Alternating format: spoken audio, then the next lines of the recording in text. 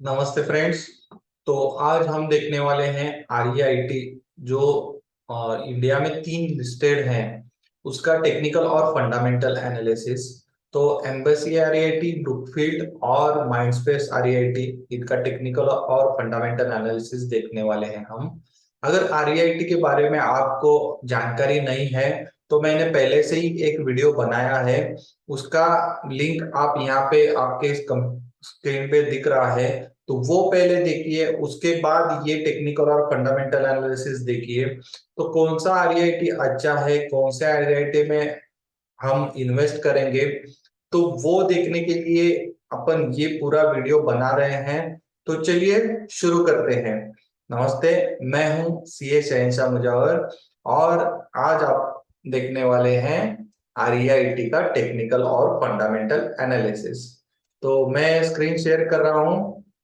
तो ये पहली आरईआईटी है, ये स्क्रीनर डॉट इन है। यहाँ पे आप फंडामेंटल एनालिसिस कर सकते हो। आपको अगर फंडामेंटल एनालिसिस और टेक्निकल एनालिसिस नहीं पता है तो वो पहले आप गूगल कीजिए और उसके बाद ये वीडियो देखिए। फंडामेंटल एनालिसिस का मैं ब्रीफ में इंट्रोडक्शन देता हूँ। जो भी बैलेंस शीट है उसमें जो फंडामेंटल्स हैं, जैसे रेशोज हैं, उनका प्रॉफिट कितना है, अ, अ, वो प्रॉफिट कितना है, सेल कितना है, और उसके बाद उनका जो लोन है, लोन कितना लिया हुआ है, वो डिविडेंड कितना पे करती है कंपनी, उसके बाकी के जो मैनेजमेंट है वो कैसे हैं। तो ये सब फंडामेंटल एनालिसिस में आ जाता है, कंपनी क्या करती है और कंपनी कितना प्रॉफिट कमाती है, कंपनी का आरओई कितना है, आरओसी कितना है, स्टॉक पीई कितना है। ये सब फंडामेंटल एनालिसिस में आ जाता है। और टेक्निकल एनालिसिस में सिर्फ चार्ट पैटर्न देखा जाता है और चार्ट पैटर्न से हम देखते हैं कि वो बाय करना चाहिए, होल्ड करना चाहिए या सेल करना चाहिए। तो पहले देखते हैं फंडामेंटल एनालिसिस। फंडामेंटल एनालिसिस में आप अगर देखोगे तो ये एम्बेसी ऑफिस का पर्क्स का पहले आरईआईटी है। इसका मार्केट कैप 32,709 करोड़ है। करंट प्राइस अभी 345 है। अगर आपको शेयर परचेस करना है तो 345 का एक शेयर ले सकते हो। और ये यहाँ पे अगर अबाउट में आप देखोगे तो कंपनी का पूरा इंफॉर्मेशन दिया हुआ रहता है। ये एशिया की सबसे बड़ी आरईआईटी है एरिया वाइज। तो ये ध्यान में रखिए। और उसके बाद आगे चलते हैं, आगे देखते हैं, ये थोड़े रेशोज हैं। आप ये रेशोज देख के आपको समझ जाएगा कि क्या है। फ्री कैश फ्लो 3 ईयर का -123 करोड़ है, ये अच्छी साइन नहीं है। 3 इयर्स बैक अगर बुक वैल्यू देखा तो 286 है। और उसके बाद इंटरेस्ट कवरेज है 3.20, वो अच्छी साइन माना जाता है। यहाँ पे अगर चार्ट देखिए लाइन में तो ओपनिंग अगर देखा तो मैक्सिमम अगर सिलेक्ट किया तो 424.96 का 27 दिसंबर 2019 को ये शेयर्स है। और अभी कितना शेयर चल रहा है, 245 पे शेयर्स चल रहा है। तो ये अभी तक उसका जो लिस्टेड हुआ है उसके नीचे है शेयर्स। यहाँ पे प्रोज अगर देखें तो company is expected give good quarter, quarter expectation अच्छा है ऐसे बोल रहे हैं। ये प्रोज एंड कॉन्स है, ये आप पढ़ लीजिए। उसके बाद पीयर कंपैरिजन रहता है यहाँ पे। यहाँ पे 3 पीयर्स हैं और कंपटीशन देखिए, एम्बेसी छोड़ के 2 पीयर्स है, माइंडस्पेस बिजनेस और ब्रुकफील्ड। ये 3 ही आरईआईटी अभी तक इंडिया में लिस्टेड हैं। तो उनका थोड़े percentage wise ROC, P ratio, industry P कितना है, उनका नेट प्रॉफिट कितना आ गया है, और कुछ प्रमोटर्स होल्डिंग में चेंज हुआ है क्या, ईबीआईटी कितना है, सेल्स कितना है, CMP divide by book value कितना है, और आरओसी परसेंटेज कितना है।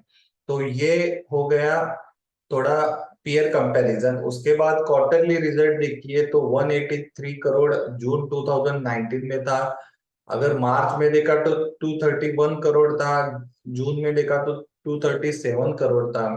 तो कोविड आने के बाद भी इन पे ज्यादा इफेक्ट नहीं हुआ, इनके प्रॉफिट पे इफेक्ट हुआ होगा। लेकिन यहाँ पे देखिए, मार्च 2021 508 करोड़ हुआ था, जून 2021 में 548 करोड़ सेल्स हुआ है जून अभी 2022 में। 544 करोड़ है। और उनका नेट प्रॉफिट कितना है? 389 करोड़। ये अगर देखते जाओगे तो मार्च 2021 के बाद इनका प्रॉफिट लगातार अच्छी तरीके से बढ़ रहा है। और ईपीएस देखा तो 4.10 है।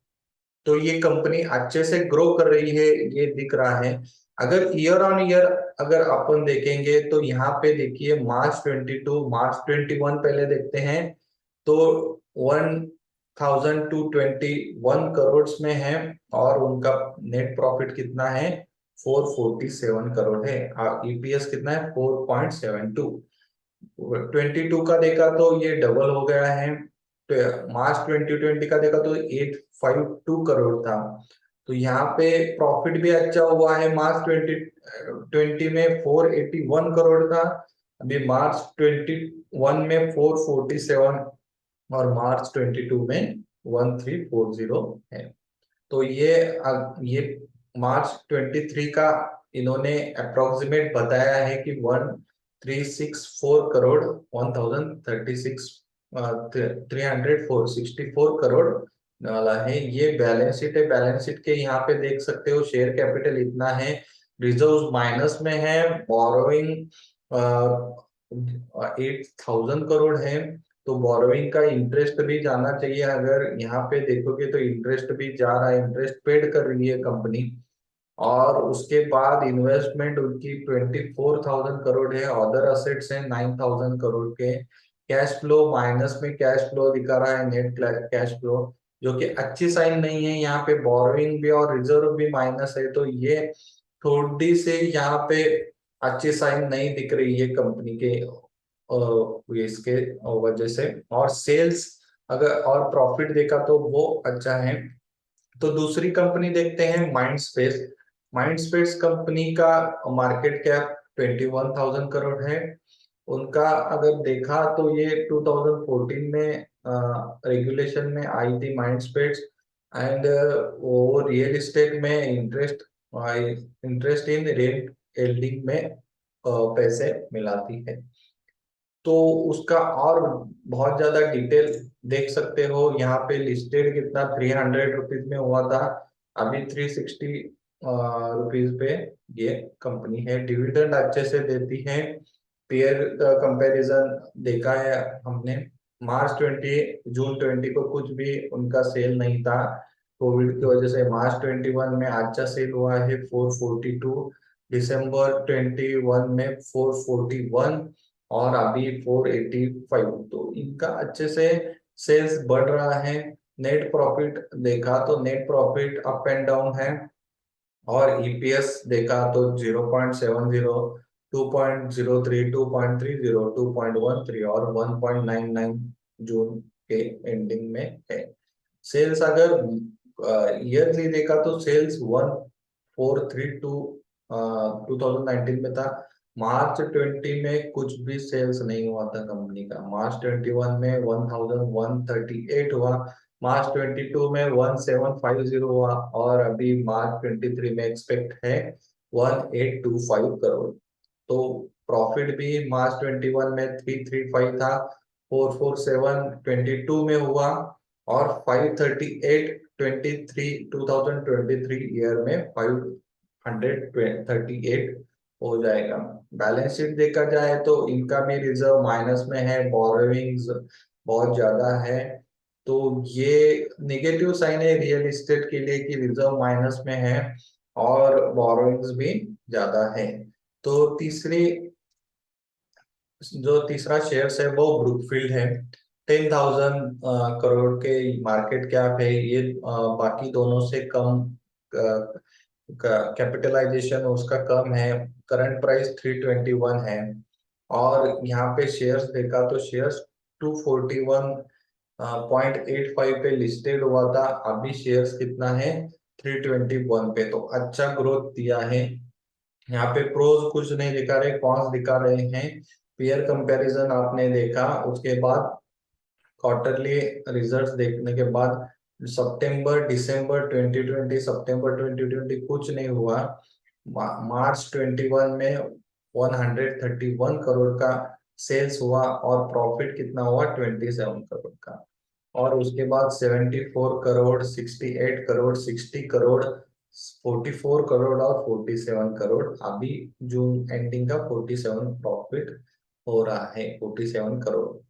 तो अभी देखिए मार्च 21 में 131 करोड़ है, मार्च 22 में 877 करोड़ हुआ है, अच्छा ग्रोथ उन्होंने दिखाया है। उनका नेट प्रॉफिट 25 करोड़ था मार्च 21 में, मार्च 22 में कितना हुआ 246, और अभी एक्सपेक्टेशन मार्च 23 का 220 है।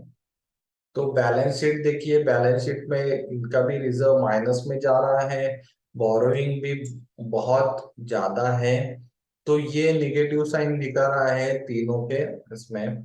तो अभी ये तो टेक्निकल एनालिसिस हो गया। टेक्निकल एनालिसिस होने के बाद अभी देखते हैं fundamental fundamental analysis, sorry fundamental analysis हो गया। अभी देखते हैं टेक्निकल एनालिसिस। टेक्निकल एनालिसिस में अभी ये देखिए कि एम्बेसी का मैंने मंथली चार्ट निकाला है। मंथली चार्ट में आप देख सकते हो यहाँ पे कि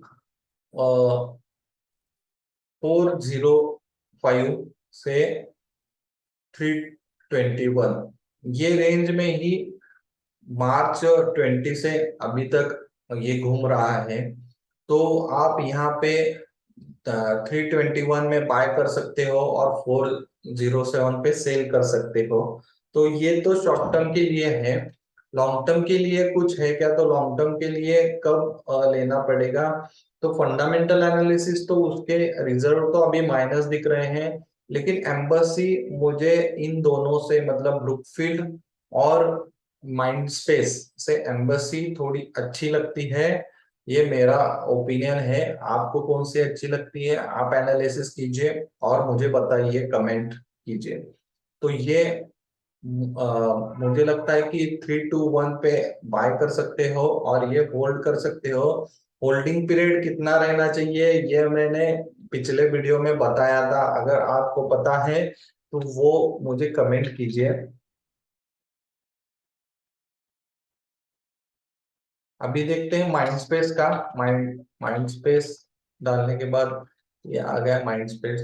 तो यहाँ पे देखिए माइंड स्पेस का अच्छी तरह से ग्रो हुआ है शेयर्स, लेकिन अभी शेयर्स थोड़ा नीचे आ रहा है। नीचे कहाँ तक आ सकता है? तो पहले तो ये सपोर्ट है 361 का, उसके बाद सपोर्ट है 341 का, और उसके बाद सपोर्ट है 318 का। तो 341 देखिए, 361 पे अभी आ गया है। अगर वो ब्रेक हुआ तो 341 पे लीजिए, और अगर वो ब्रेक हुआ तो 315 पे आप ले सकते हो। ये शेयर्स नीचे आ रहे हैं क्योंकि ग्लोबल मार्केट अभी अच्छा नहीं है। सब रिजर्व रिजर्व बैंक जो है, फेडरल रिजर्व बैंक या अपनी रिजर्व बैंक ऑफ इंडिया, ये इंटरेस्ट रेट बढ़ा रही है। इंटरेस्ट रेट बढ़ाने की वजह से ये थोड़ा मार्केट निगेटिव रिएक्ट कर रहा है। और तीसरा आरईआईटी है अपना ब्रुकफील्ड।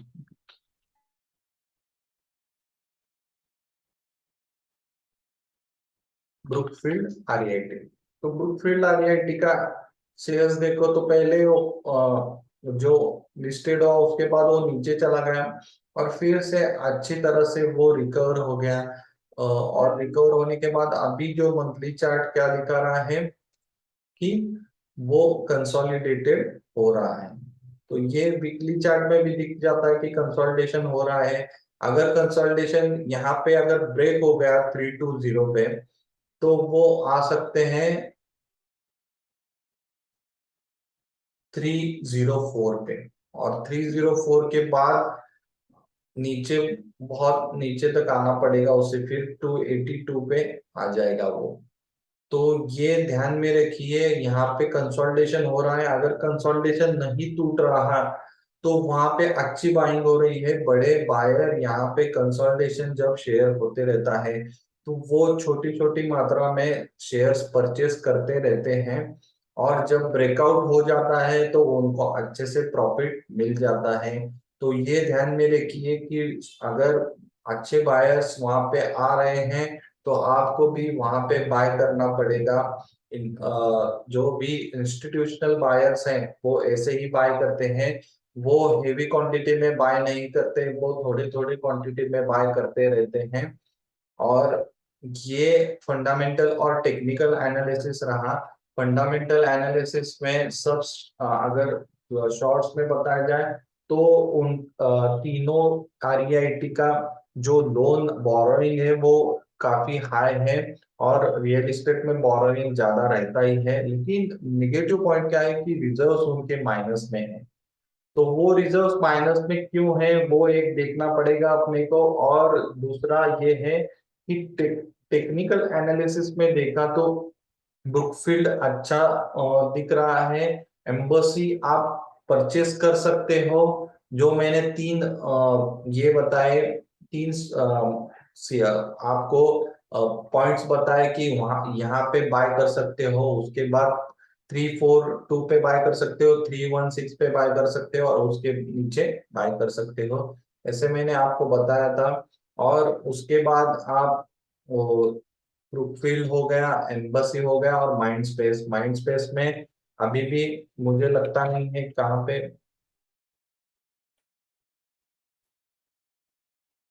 माइंड स्पेस में अगर देखोगे तो यहाँ पे 331 पे आप बाय कर सकते हो। यहाँ पे कंसोलिडेशन हो रहा है, यहाँ पे अभी यहाँ पे भी कंसोलिडेशन दिख रहा है, लेकिन ये ब्रेकआउट होने के बाद ये कंसोलिडेशन शुरू हो जाएगा। तो ये ध्यान में रखिए। ये मेरा ओपिनियन है। ये ओपिनियन चेंज हो सकता है, आपका ओपिनियन अलग रह सकता है, क्योंकि कैसे है, शेयर मार्केट किसी का नहीं होता, कोई यहाँ पे एक्सपर्ट नहीं होता। तो ये ध्यान में रखिए, आपका नॉलेज मेरा नॉलेज अलग रहेगा। और आप मेरे से अच्छे से एनालिसिस कर कर सकते हो या कर कर रहे होंगे। तो अगर मेरा किसी तरह से आपका ओपिनियन डिफर है तो मुझे बताइए, कमेंट कीजिए। Thank you very much.